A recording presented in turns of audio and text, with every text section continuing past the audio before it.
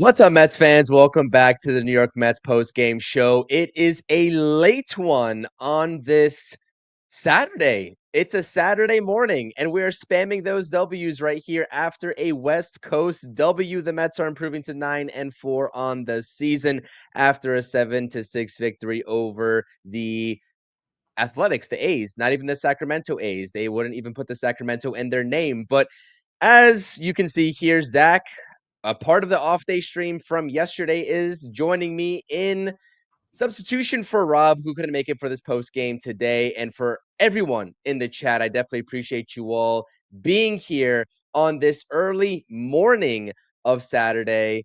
And it's always great to talk about a New York Mets victory. Zach, how you doing today? Doing good. I mean, it got a little dicey there at the end of the game with Diaz, doing usual Edwin Diaz stuff. Not able to get strikes over, but they closed it out. Thankfully for that Pete Alonso home run there in at the top of the eighth to give him that little extra cushion. So, I mean, he's red hot right now, and he's carried them again through another game with 3 RBIs, 3 for 3 with a walk, double, single, and a sac fly, or a hit by pitch rather, and of course the home run. So good to see them put together another win. Would love to see them, be a little bit better with runners in scoring position, but all in all, good start to the series. Great start to the road trip. It's a 6-game road trip that the Mets are embarking on. First up is Sacramento for 3 games, and next up it's going to be Minnesota.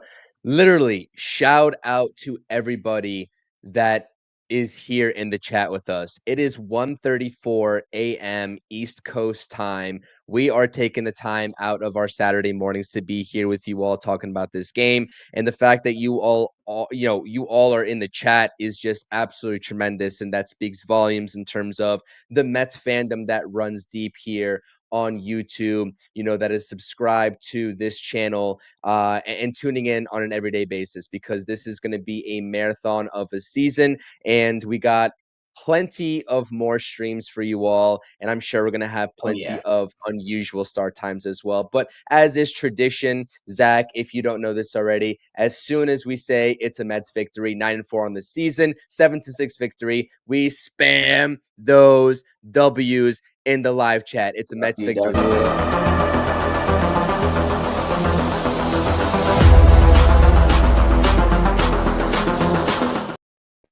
Let's go, baby. Let's go. Let's Shout out to the go. chat here. I see you spamming the W's right there. James is Of spamming the course. W's. So is Cope. The chat is popping right now. There's so many people here. I didn't even really expect it to be this popping, to be honest with you. We got Victor. We got Aaron in here as well. We got Caps. We got my guy, John from PAS over here as well. So many people here in the chat. I definitely appreciate the support. Keep dropping those live chats, George, as well, with the W's. It is an awesome time to be a Mets fan. Nicholas with the W's as well. Bruce with the W's. There's so many people here wanting to talk about this New York Mets victory, and it is a crazy victory. I mean, honestly, the way that this ended and sort of the back and forth that we saw in this game was absolutely tremendous. And, this is the box score for those of you all who didn't get to watch every single inning and kind of assess, both the performances of the lineup in its totality, as well as Griffin Canning. I think we got to start off with Griffin Canning here in this outing. A solid 5 1/3 innings pitched, 86 pitches, ran into some trouble there in that 6th inning. He was cruising. I mean, the efficiency, we've talked about it all season long thus far in the 12 games prior about some of the inefficiencies of the starting pitchers. And he was kind of cruising there up until that 6th inning. And I honestly thought that he had a decent opportunity to get through 6 innings, which would have been the second time that a Mets pitcher has been able to do so. A starter, that is, and the first one obviously being David Peterson in that series in Miami. 4 earned runs get credited to Griffin Canning. I'm stumbling over my words here as it is almost 2 a.m. East Coast time, but 3 walks given up. The strikeouts weren't there. He was using his slider, at a decent clip, but as Ron was pointing out in the broadcast, it wasn't as drastic of a clip as we've seen in his first two go rounds. So he kind of was incorporating a little bit more of that fastball, but it was still a pretty decent outing for Griffin Canning nonetheless. What did you see out of Griffin Canning today, Zach? It wasn't the best outing for him. I mean, he wasn't as sharp as we've seen him in his first two starts, but he was good. He was able to labor through that 5 1/3, and he, like you said, he had a chance to get through six. Obviously, couldn't get through that sixth inning there. Ran into some trouble, but if this is what we're going to get from someone who's going to be our fifth starter, who we're paying $4 million a year, we'll take that 10 times out of 10. I mean, our substitute would be Paul Blackburn. I mean, and he showed nothing of the sorts that he could do this on a regular basis. So if this is what we're gonna get, I'm completely fine with it, especially with that being his worst start of the season too. Worst in Yeah, quote. yeah, 100. No, no, and 100%. Well, I mean, so 5 1/3 innings right there with 4 earned runs. Reed Garrett really came into a very tough situation there as well when he was relieving Griffin Canning. And I mean, Reed Garrett also got into some trouble during his outing with a couple of walks issued. It wasn't really as sharp of a Reed Garrett performance. And I know that you're a big, big Reed Oh Garrett yeah, fan, as am I. But, the command was lacking a little bit there. But they're able to hold down the fort until the rest of the bullpen is able to come in. And it's smooth sailing up until the ninth inning. Now, AJ Minter comes in, does a hell of a job. Ryan Stanek as well also comes in and does a hell of a job. So you got Reed Garrett, Ryan Stanek, AJ Minter setting up Edwin Diaz. The insurance run was huge from Pete Alonso, and we'll get into the offensive kind of performance here in just a second and kind of relook at that box score that we just got a chance to look at. But this was a conversation that was started, and Griffin Canning last outing went 4 innings. The strikeouts were a little bit higher. The efficiency wasn't as much there, but I've been impressed with what Griffin Canning has been able to 100%. provide, right? You bring him in, he had a terrible season as an Angel last season. He gets traded to the Atlanta Braves. A lot of people forget that this actually happened. He gets traded to the Atlanta Braves for Jorge Soler in that exchange. He gets DFA'd by the Atlanta Braves shortly after that. And at that point, David Stearns is, looking at that and saying, well, this guy might be a guy that we can use either as a long man or as a rotation piece if it's absolutely necessary. And we're going to sign him to a major league deal. I would have thought at that point that he would probably take in like a 2-way contract, something like that with a major or the spring training invite, but they gave him the major league deal. And at that point, when they gave him that major league deal, you're like, all right, as a Mets fan, this guy's going to be a part of this roster, no matter how you shake it, just based off of the contract that they gave him. And I think that a lot of people are talking about him in such a negative light, especially with what he's produced in his career thus far, which hasn't been impressive. And spring training, he comes out and has a very dominant spring training alongside Clay Holmes. A couple of injuries here and there in between to the Mets rotation to start things off. And boom, there you find yourself with a rotation that has Griffin Canning's name in it instead of the bullpen. And Mhm. honestly, I've been just overly surprised and appreciative of the production that we've gotten out of him in the first three starts, no matter what the actual final output is. I think he's been doing a fine job, to be honest. So that's how I see that, Zach. Yeah, he's kept us in games, and he's even shown that he can take over games in limited sizings. Obviously in his last start at City Field, cold weather wasn't super efficient, but was able to get the strikeouts when necessary. And this start too, I mean, he was able to labor through 5 1/3 and put together a line where he was able to keep the Mets in it and allow the offense to win the game for them, and the bullpen to pick him up at the back end. So to see that from someone that basically had no expectations was it's a pleasant surprise. And that's honestly an understatement at that point. Listen, we're 10 minutes Exactly. this post game here. It is almost 1:45 a.m. East Coast time. Please do smash those thumbs up buttons on this stream. If you have not done so already, subscribe to the channel, subscribe to the Sunny Days Media YouTube channel. If you didn't get to listen into the stream that Zach and I did yesterday on the off day, please do go ahead and check that out as well. And as always, please do drop those comments in the live chat. We want to have a discussion. We know that it's late, so we'll try to be as efficient and as quick as possible with this post game so that you all can get to bed. But at this point, it is awesome talking about a Mets victory, especially as they embark on this 6-game win streak. Let's talk about we could talk about the bullpen if you really want to. I think I want to talk about Let's Edwin dial into Diaz. it. Yeah, let's do it. Let's do it. So you could talk about whoever you want to talk about, but I definitely want to touch on Edwin Diaz because we need to have this conversation Of again about course we do. Edwin Diaz. I told everybody yesterday the way that I assess Edwin Diaz and the way that I've assessed Edwin Diaz thus far, even in the zeros that he's posted thus far early into the season. And I get that it's very early into the season, but the command has not been there. It is And not. it's something where it's April and we won't get overly bogged down by it. And I'm not going to try to go ahead and reinforce this every single time he comes out to pitch. But I think that given the off day discussion surrounding Edwin Diaz yesterday and him doing what he did tonight, it's an important discussion to have because if this keeps snowballing, it's going to be a situation where we're going to have to continuously talk about it. So we might as well get ahead of it right now. He has not been at his sharpest. He came into the ball game today with a 3-run lead. That is a perfect save opportunity. And he made us all sweat on the East Coast here in the early mornings of this fine Saturday, April 12th.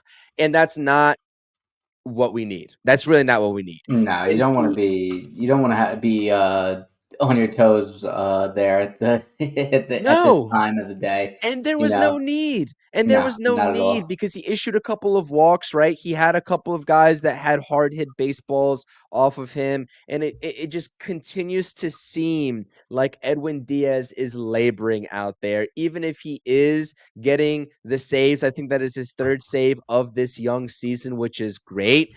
We know that the last time out, he pitched 30 innings and 2/3 of an innings Mm-hmm. pitched, which was absolutely abysmal, especially in a situation where he needed to hold the Marlins to 0 runs to try to give Mm-hmm. the top of the lineup a chance to win.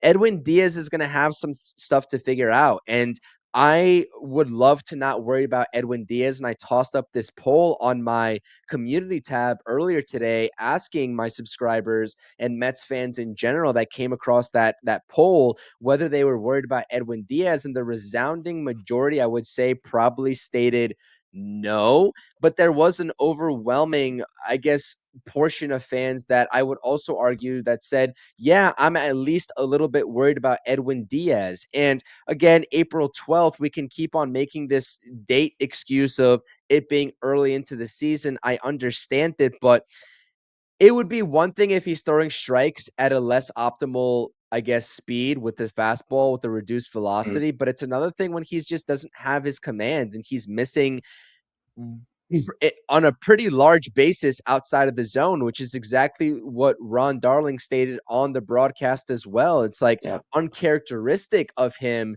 to kind of miss that far out of the zone. So, Zach, I mean, the bullpen locked it down. Ryan Stanek looked again tremendous in his 3rd Phenomenal. straight appearance. Dominant AJ Minter. You have to love what AJ Minter also produced today. Reed Garrett, I know he wasn't at his sharpest, but he still got the job done. But really, Edwin Diaz making us all sweat in that last inning. I mean, the Mets come out with the victory. I understand that 7-6, 9 hits apiece. The A's made 2 errors to the Mets, none. But that's an inning that he needs to lock down. Now, I just don't know what is going on with Edwin Diaz right now, to be honest. It's a weird situation. I mean, we always want to lean on the fact that it's early in the season, and that's the reason he's getting off to the slow start.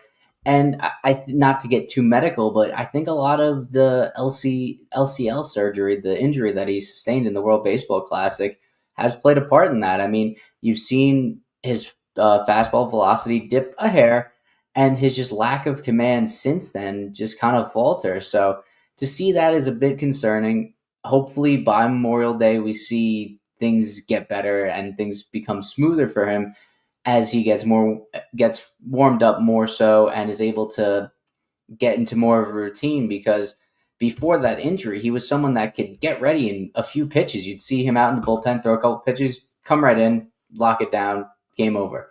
Now I feel like he needs more time to get ready, and it's interesting seeing that change in him. So hopefully this is something that he can figure out. Him and Hefner can work on, where he's able to find that slider early in counts, get ahead of the count, and then use that fastball to supplement that pitch and keep hitters on their toes, which he hasn't really been able to. And tonight was a weird one where the slider is his better pitch, but the fastball was the one that looked better tonight. So hopefully going forward, he can figure that out. I mean, 100%. The Mets are going to need him, and I think that the fact that the Mets have multiple guys that can be that late inning savior, right, and act Mm-hmm. as the bridge guy or even the closer as needed. I mean, you're talking about AJ Minter, Ryan Stanek, 100%. You know, we don't have him right now, but Daniel Nunez is a name that always keeps on popping up here as we get into sort of, the mid-April early May timeframe where he could be coming up.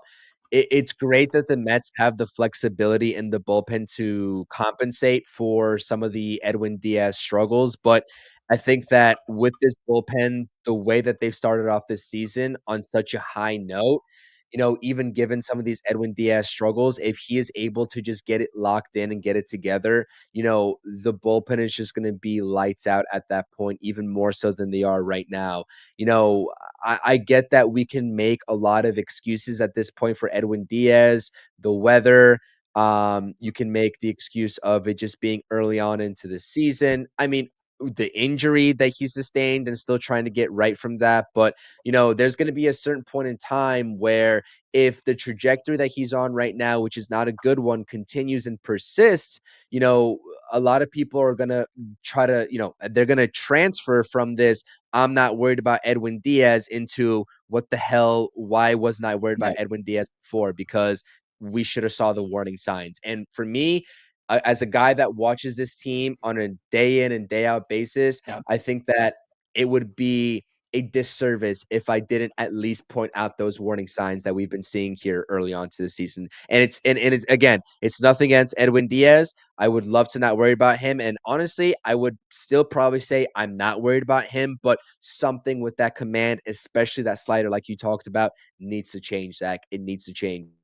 Yeah, it's something to keep an eye on. I'm not overly worried right now, but obviously it's something that you're gonna pick up on, and you're gonna see that something's not 100% there for him right now, and hopefully things change. I mean, as time goes on, he gets warmed up even further, gets deeper into the season, and he becomes his lights out Diaz self.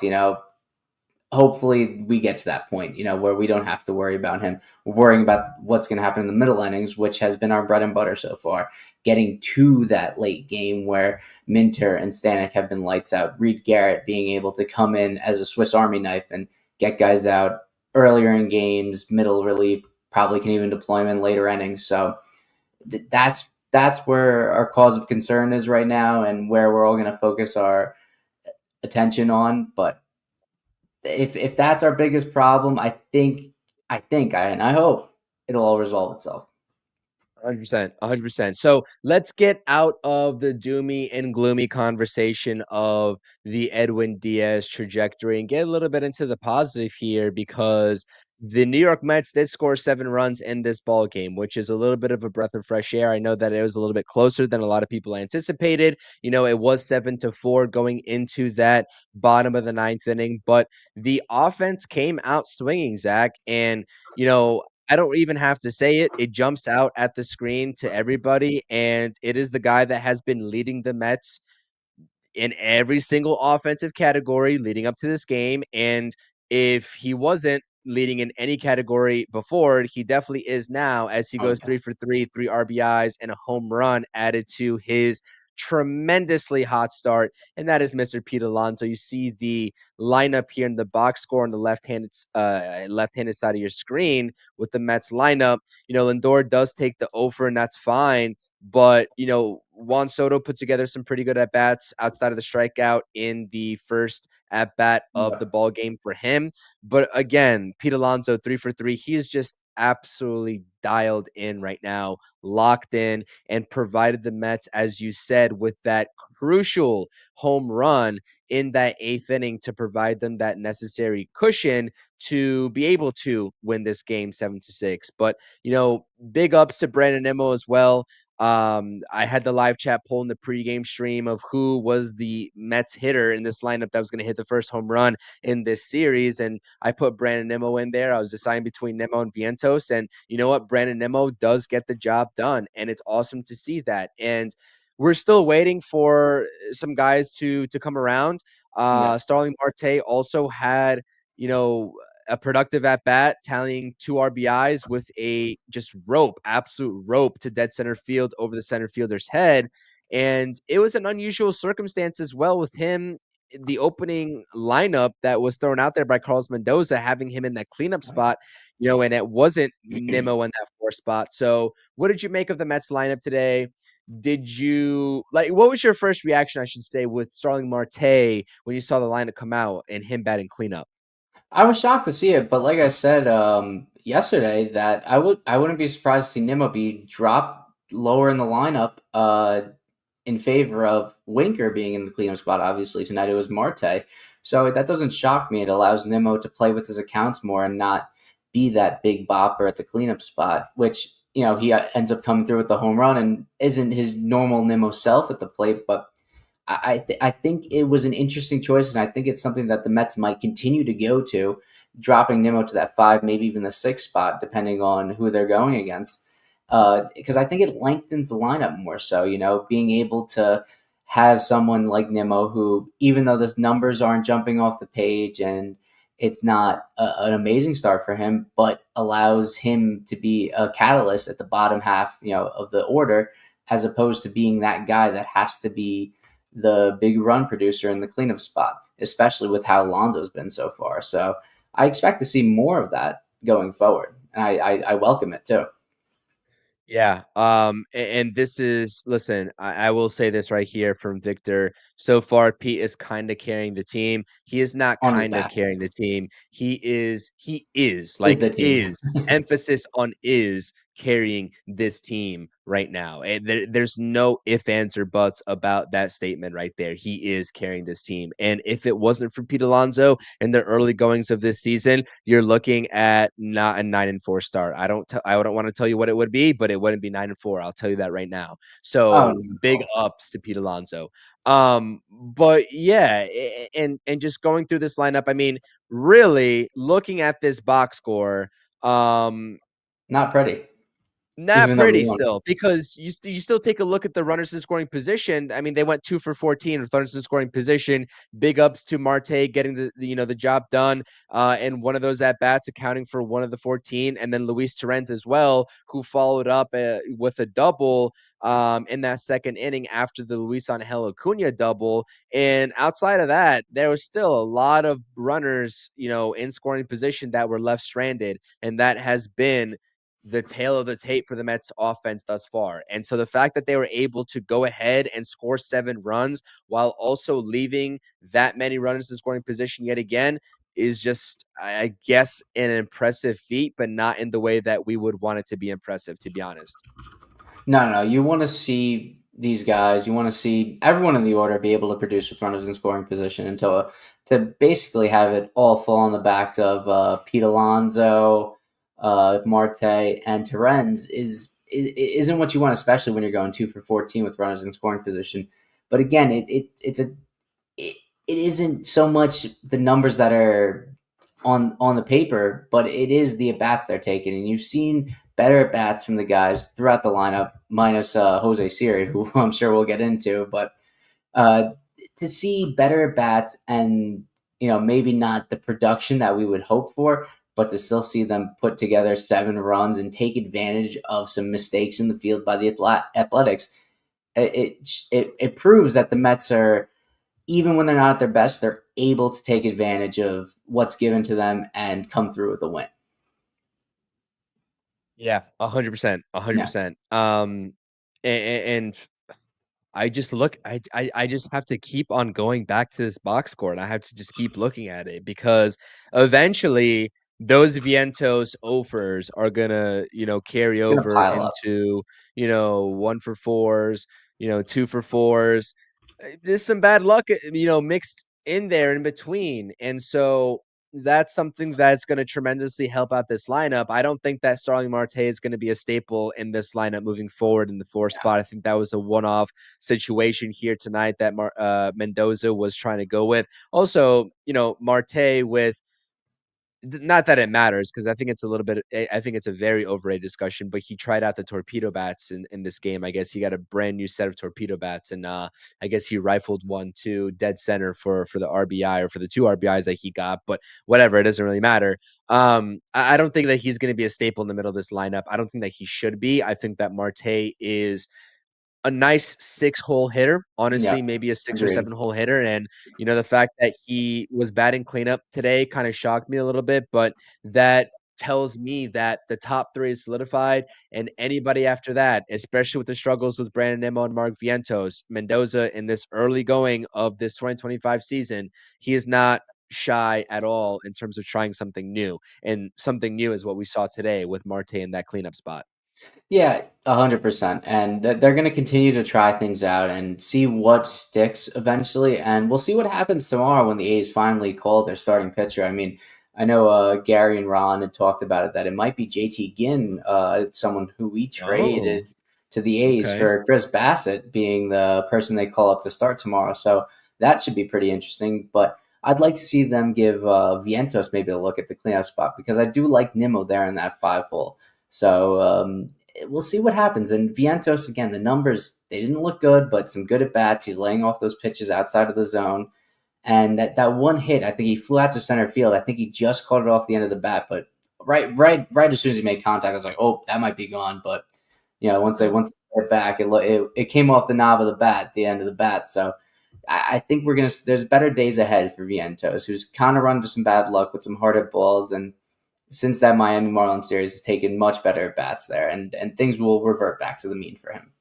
And you can say the same thing for Brandon Nimmo, who also gets the 100%. job done with a 400-foot home run as well to get the Mets That was a lineup blast. rolling today. And that's something that we also were talking about as we approach this series, and that stadium in Sacramento, West Sacramento, I have to be very precise here, as per the per the broadcast, West Sacramento for the A's team right now. The ball is jumping out of that stadium, and I think the Mets were really able to take advantage of that as well.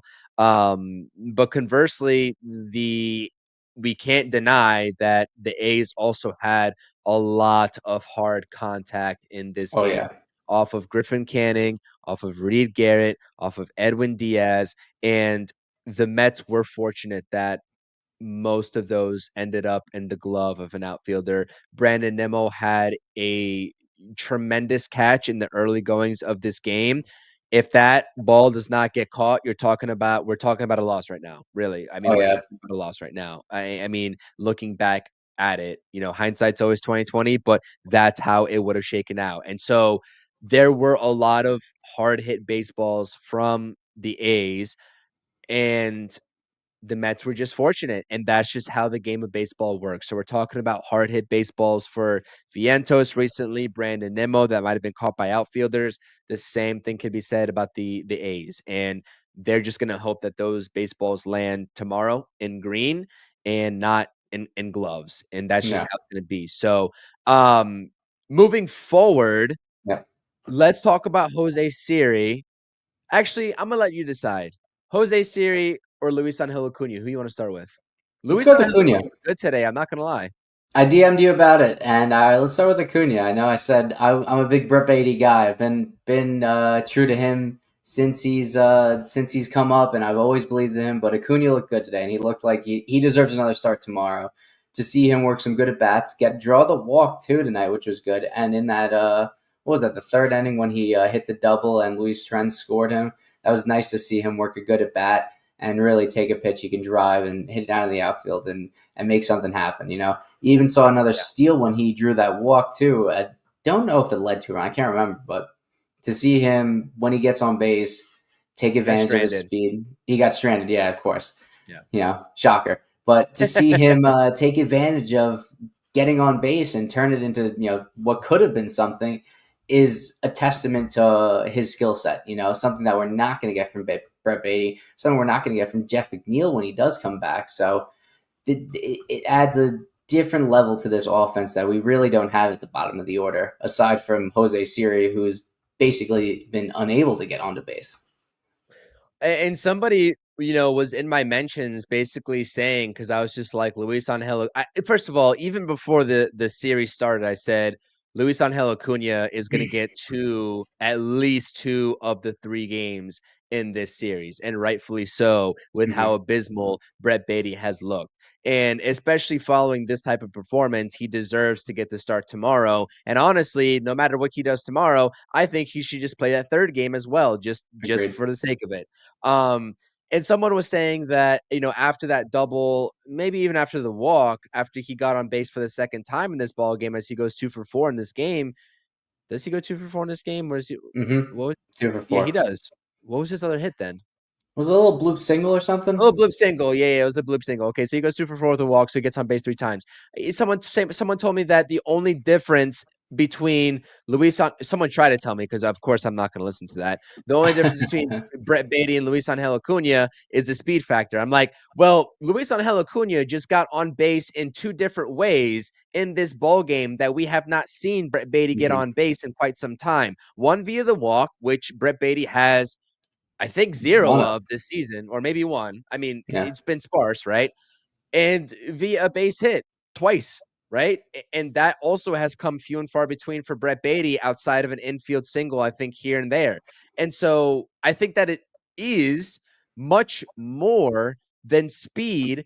And honestly, if Luis Angel Acuna is able to lay off some pitches outside of the zone that he has chased and gotten, himself into some rough counts so far early in the season, I think that he would have probably produced a little bit more walks. So you'd probably see the OBP going up a little bit. I know hindsight's always Mm-hmm. 2020, but the ways, and this is what I stated on our stream yesterday during the off day, is that the way in which that these 2 guys were getting out even before this game from Luis Angel Acuna was night and day different. Luis Angel Acuna was getting out because he was expanding the zone. Brett Beatty was getting out because he was just not on time with any of the pitches. And also, he just wouldn't be swinging at pitches inside the zone. So it was a complete 180. But if you're going to ask me which player I'm taking to try to get get the most chances to get on base, I'm going to take the player that swings at bad pitches over the player that doesn't swing at the good pitches more often than not, and that is Brett Beatty. So I've always been the Luis Angel Acuna supporter in terms of getting a little bit more playing time than Brett Beatty. I think that he has the speed is definitely one factor, but I think that no matter how you chalk it up, even his awareness at the plate and his ability to produce at the plate, he's not a home run hitter. Brett Beatty No. has more home run potential than him. Brett Beatty has more gap to gap potential than him. But what's potential if we haven't seen it in his first however many at bats of his major league career thus far? You know what I mean? And so therefore, I'm like, 100%. I'm taking Luis Angel Acuna all day. Give him the start tomorrow, and at this point, just give him the start on Sunday. See how he does in a series in its totality, and then just go from there. And if you really need to play Brett Beatty in the next series in Minnesota, then go ahead and do so. But I at least want to see Luis Angel Acuna perform against not only lefty today, but also a righty on the mound, whether it's tomorrow or on Sunday, whatever have you. 100%. And like you said, his big problem, Luis Angel Acuna, is his inability to lay off strikes outside of the zone. And tonight he did a good job of doing that. And he's never going to be someone who's going to walk, as much as a Soto or a Nimmo, but he's going to be someone who can put the ball in play, hopefully, and let his legs work for him. So with someone with his skill set, he doesn't always have to be on walking all the time. He can just make solid contact and do his best to really not strike out and lay off those pitches outside of the zone to make make use of his at bats, really. Whereas Brett Beatty, if he's not driving the ball into the gaps and lifting the ball, which he's shown he cannot do at the major league level for some reason, it just proves that, sad to say, but Luis Angel Acuna is the person for the job at this moment in time, at least until Jeff McNeil gets back. And the speed is also undeniable as Yeah, well with the stolen base. I mean, even if if he's not starting, he's at worst a late game pinch runner, ability to defensive steal a bag, substitute. Yeah. defensive substitute, however you want to draw it up. And I think that the one knock that people have had on Luis Angel Acuna is maybe the focus and um, taking the Lindor comments into Mm-hmm. consideration to begin the Mm-hmm. season out of spring training. And, is he locked in at the AAA level versus, when the lights get a little bit brighter or not? Mm-hmm. Who cares at this point? He's up at the major league level. Um, at this point, from what we've seen in the limited sample size, I'm sorry to say, everything about Luis Angel Acuna as a ball player, I'm taking over Brett Beatty. Every single thing, every single thing. And that's still not to say that what we said yesterday on the off day doesn't remain true, because as soon as Jeff McNeil gets back, he's going to be the starting second baseman. I think that 100%. even still, given this game from Luis Angel Acuna, you'll see better production from Jeff McNeil by default. But if you're talking about having a game that can set the tone for a snowball effect, I think that this was the type of game that Luis Angel Acuna or Brett Beatty, whoever it ended up being, it just so happened to be Luis Angel Acuna, needed to have. You know what I mean?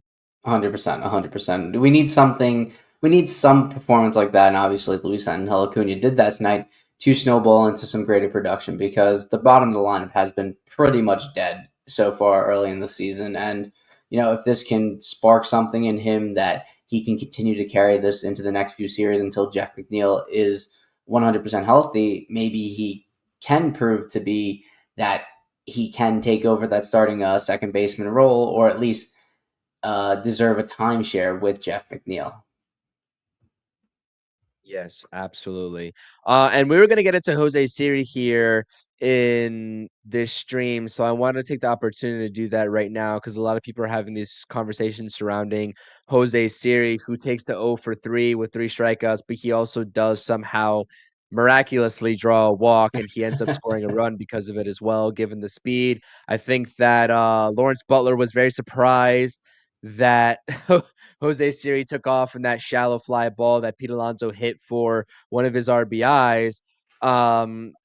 And you can't be shocked because Jose Siri is an elite base runner. And you're Oh, yeah. talking about a guy that if you don't want to play every day, you don't really have to, because you can also, I guess, relegate him to being that late inning pinch running Defensive situation type substitute. of Yeah. guy, late inning defensive substitution. And if you have a guy like that in Jose Siri, then there's a big argument to be had of like, why would you have Luis Angel Acuna to be that to begin with? Just send him back Mm-hmm. down to AAA until you need him again concretely, which is valid, very valid actually. So 100%. Jose Siri, this guy, this is what I knew was going to happen, right? In terms of he's going to be an absolute pain in the ass to watch because he's going to strike out a ton. But Mm-hmm. the one thing that he could contribute is getting on base. And I kind of compared him. I try to compare him to I guess 2021 it was when Javi Baez was a Met for the second half of the season. Yeah. And we somehow, some way saw him getting on base via the walk at an unusual clip, like his, patience at the plate got just miraculously better. Jose Siri has not been up to that standard at this No, not point at and all. replicating that. But he is drawing walks like here and there in between, and it's doing the Mets a little bit of good whenever he can draw those walks. But it's just the fact that he draws a walk and then he'll strike out pretty much every other time or pop out. So Tyrone Taylor hasn't been great either, but I think that I'd rather take my chances in a crucial situation with runners in scoring position if it gets to that point in the bottom of the order with Tyrone Mm-hmm. Taylor over Jose Siri, given what we've seen thus far. I mean, until one of them catches fire and proves to be that they should be the everyday, or at least get the lion's share of starts at center field, it's going to continue to be this sort of timeshare. And Jose Siri, there's no expectations with him going into the season. We knew he was going to be what he is, and he's going to do three things. He's going to play tremendous defense in center field. He's going to run the bases incredibly well and cause havoc on that base path. And then he's going to run into some grooved fastballs or grooved or hanging sliders, and he's going to crush them and pimp a home run. And we haven't seen him hit the home run yet, but we've seen him play some great defense, and we've seen him cause havoc on the base paths. And I heard someone say today that every time he's made it on base, he's actually scored a run, which doesn't shock me because he's someone that is going to get in the pitcher's head. He's going to steal bases, and he's gonna do the unthinkable and score on a shallow fly ball that Pete Alonso hit and score on the sac fly. And then I think it was in the Marlins series when he scored on a ground ball to the pitcher. So this is what we're going to get with Jose Siri, and we're not going to get anything more. Yeah, I agree with you. Yeah. I agree with you. And I guess we're just holding out hope for that home run power to show itself. But as we And we'll talk try. about but the thing is that as we talk about platoons and being inefficient with the platoons, at second base, one could also argue that probably won't bode well for center field as well. And so, especially not for Jose Siri. I think Tyrone Taylor could be a great platoon player, but I don't think Jose Siri could be that. Although I don't know. I just don't know how to assess that. I know that center field and getting solidified offensive production from the center field position around the league is a little bit of a rare find. I get it. But I'd love to be at a point in this organization where whether it's a prospect or I don't know how you'd acquire it, but Trade getting or free somebody agent who could somehow. just get an everyday center fielder that we don't have to worry about. They're probably not going to be as sound defensively as Jose Siri, but I trade off some of that defensive ability for a little bit of more offensive output and not needing to worry about that platoon between those two guys. But at this point, this is what the Mets are rolling with. And I think that there are worse situations that the Mets could have in center field than having 100%. a platoon of Siri and Taylor. I think that if we're talking about that being the main problem, then we've got a whole lot of other things to worry about at that point. So hopefully that doesn't become an issue.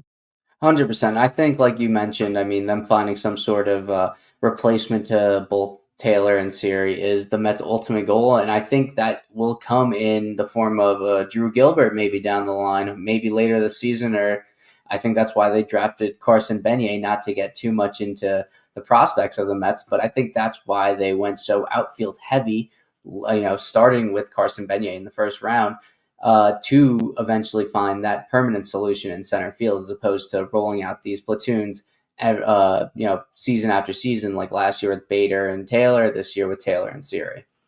Yeah. Yeah. 100%. Let's see here. I'm gonna get into some of the chat here. Shout out to Frank. Much respect to everyone on the channel. Got to paint the house in the morning as well. I mean, tomorrow morning is gonna be a rough one for me for sure. Waking up Oh and yeah. yeah, but this is what we do because we love the Mets. We love the Mets so much. This is what we do. You know what I mean? At least we're talking about a win, not a loss. I mean, it got dicey, like we said, but a win's a win is a win. So And Jay's in the West Coast right now, lucky and you. he's going to sleep too. So you can only imagine. I mean, it's 2:15 a.m. Eastern Standard Time, and we're here on the live stream talking about the New York Mets. And shout out to every one of you that is in this chat. You all are diehard fans. You True are a troopers. diehard fan. Troopers being here this late Oh with yeah, us right here. Uh, Romeo saying love your channel, bro. Let's make it grow huge. Love it. Thank you, hundred Romeo. I percent definitely appreciate it. to the moon. If you all are here, please like subscribe to also Sunny Days Media as well. And you can find Zach Pask, a lot of New York sports talk over on that channel, Sunny Days Media, on YouTube. Subscribe, hit the thumbs up on this stream as well. And yeah, we appreciate the support. 7-6 victory. Honestly, is there I'm trying to think of like maybe some crucial points in this game that we could kind of it's hard for me this late to try to like go back and kind of figure it out. But like I said, the A's lineup in total, they smoked a lot of baseballs, man. They They hit a you lot of could hard hit argue that balls. they could have had like 12, 13 hits in total if things had if the luck had been on their side, which would have been a different ball game. But this is the beauty of baseball, is that sometimes you can play the game the perfect way, put a perfect swing on things, and it's just not going to go in your favor. And I think that the Mets were a little bit fortunate. If we have to really honestly assess this game, the Mets 100%. were a little bit fortunate that they came out with the victory today. We'll take the victory nonetheless, and we'll never complain about it, clearly. But I think that the Mets are a little bit fortunate. Yeah, tomorrow's a new day, and it's about limiting barrels by the opposing team, by the A's, and being able to take advantage of those opportunities that were given to us. I mean, obviously, we scored on the 2 errors that the A's committed, and it's just about driving in those runs when they're in scoring position. And obviously, day in, day out, it's not going to happen every time, but we can't keep seeing someone like Soto who, while he's slumping, and still putting up some good stats, he doesn't have a hit with a runner in scoring position. Nimmo has been terrible with runners in scoring position. Vientos has been terrible with runners in scoring position. So eventually these guys are going to get it going, and they're going to start hitting balls, and they're going to start, driving in runs for this team. But right now, the wins, they're coming. They're looking a little bit ugly, but to be winning in these circumstances, in these games where it really looks like they maybe shouldn't, to still win these games is great, and it shows how good this team truly is when they're not firing on all cylinders. And once they are, it's gonna be fun to watch. Super fun to watch. I Oh mean, yeah, there's going to be so many ups and downs this season. I can already tell. I mean, we're kind of on an uphill swing right now, but there's going to be a point in this season where inevitably the Mets hit a little bit of a lull, and some of the luck doesn't, isn't on their side, oh yeah, and they start to lose a couple ball games in a row. And a lot of Mets fans at that point, I already know this Mets fan base is going to panic. We all know it. I'll be sitting here trying to calm everybody down and saying it's just a little bit of that 162 game season, because a lot of people think that it's going to be 162-0 or very damn near close to it. And it's just not feasible. It's not realistic. So that's the beauty of baseball, and I like that. But you know what, though, as we're assessing this victory, we have to talk about more baseball tomorrow, and we can't get overly tied into what we saw yesterday, because in just about 13 14 hours we got a brand new game to yeah. talk about, and it's back to square one. So David Peterson is on the mound. The A's have not officially announced their starter, but like you said, Zach, earlier in the stream, it could be, former Met prospect JT Jin Gin. going on the mound for them. And yeah, it's going to be kind of interesting to see. I mean, I kind of like these types of series, because it's not often you get to witness a Mets versus A's series, or even the Mets versus Twins series that's coming up. So Mm-hmm. having the scheduling for the MLB moving toward the direction of being a little bit more, I guess, diverse in terms of the schedule and the teams that you play throughout a season is awesome. I like that a lot. But the fact of the matter is that the Mets really haven't seen the top of the NL teams, right? We haven't seen the Padres, haven't seen the Dodgers, no Phillies, no Braves just yet. And the Braves aren't at the top of the NL right now, but talent-wise, you could probably They're make a great an argument team. that they will be at some point. They're still a pretty good team, right? Yeah, So yeah, 9-4. You'll never complain about it. 13 games into the season. Game 4 teams coming up tomorrow. Griffin Canning gets the win. JP Sayers takes the loss. Edwin Diaz, by the skin of his teeth, gets the save close in it this out. ball game. It was a lot closer than it should have been, because Edwin Diaz did not have his full control. We'll see exactly what the A's decide to do on the mound tomorrow, but it is going to be David Peterson on the mound tomorrow.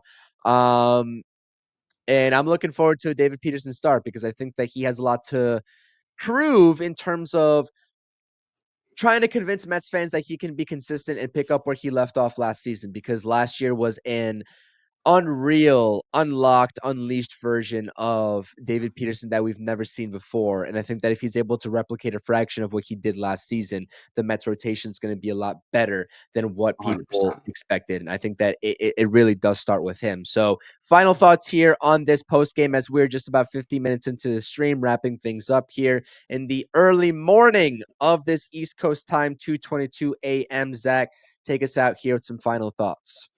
Final thoughts. I mean, just Pete Alonso, keep it rolling. I mean, to see him produce at this clip is it's something we haven't seen as Mets fans. You know, we haven't seen him be able to work the counts like he has, to get in these hitter friendly counts, and even when the pitcher has the advantage, to see him really just be able to foul off a bunch of tough pitches, work his way back to get himself into a favorable position and drive the ball, whether that's over the fence or into a gap, and just find a way to produce for this team when no one else is it's a sight for sore eyes. And then hopefully going forward, we can see the pitchers get deeper into games. Hopefully tomorrow that starts with David Peterson, someone who had a great first start.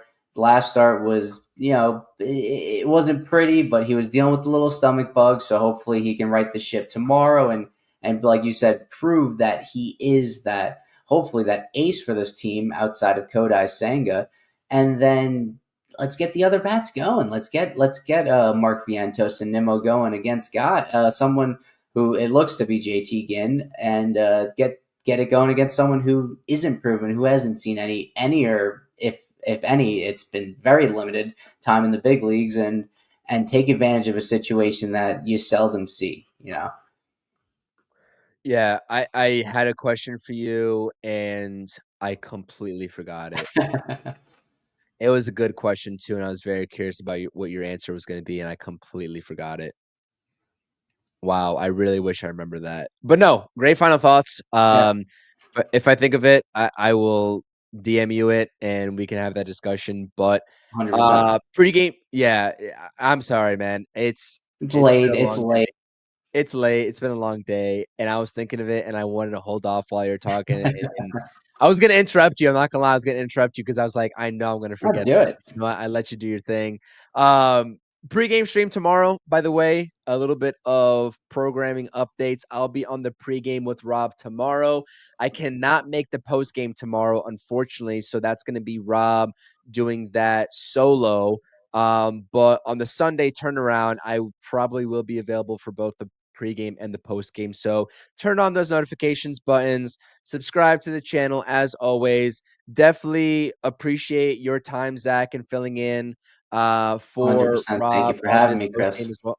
Of course, man. And the off day discussion yesterday was awesome as well. So you're going to be seeing a lot more of Zach on the channel, especially on some off days, maybe some post games mixed in there in between as well. Mets fans, please do enjoy the rest of your morning. Again, we're talking about 13-hour turnaround before the next pregame stream on the channel. So take it easy. Have a great night. Mets win.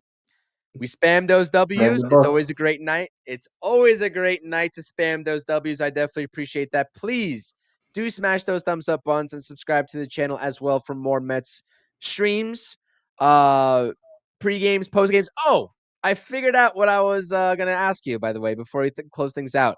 Pete Alonso, simple yes or no will do. Best first baseman in the NL. Yes. Best Yes. first baseman in baseball, all of MLB. Baseball. Trying to think who would compare. I mean, Early goings, of course. We're talking about this early season goings. I'm alone. going to go with yes. I mean, your competitors are Vladdy, Freddie, Matt Olson, and he's proven to top all of them. I mean, right now he's rivaling Aaron Judge and Shohei Ohtani with his offensive stats. So, and Yeah. something we don't talk about too much: his ability with the glove. He's been solid back there in the field. Nice, So, nice play today too. oh Getting yeah, Brent Rooker at home too. So money. It was. I mean, that was a gimme throw, but he made it, which we've seen Pete Alonso in the past kind of mess up throws before, especially second base. But that was refreshing to see. So he's locked in 100%. So I wanted to ask you that because I think that. I mean, honestly, even the A's first baseman. I mean, kind of out of nowhere has had a really red hot start to his season as yeah. well. A lot of people don't He's got talk six about home him. runs.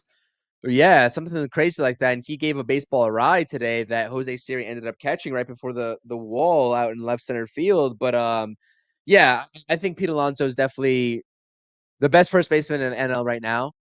And you can make the case in all the MLB at this point with the numbers that he's put up. Clearly, 13 games we're talking about of 100%. 162. Things are subject to change, but he seems very motivated. He seems very motivated. So He that's a wants to great make that sign. money. So 100%, especially given that Vlad Guerrero Jr. contract that he Oh just yeah. got. So, Mets fans, we appreciate you all. Thank you all so much for tuning in into this post game stream.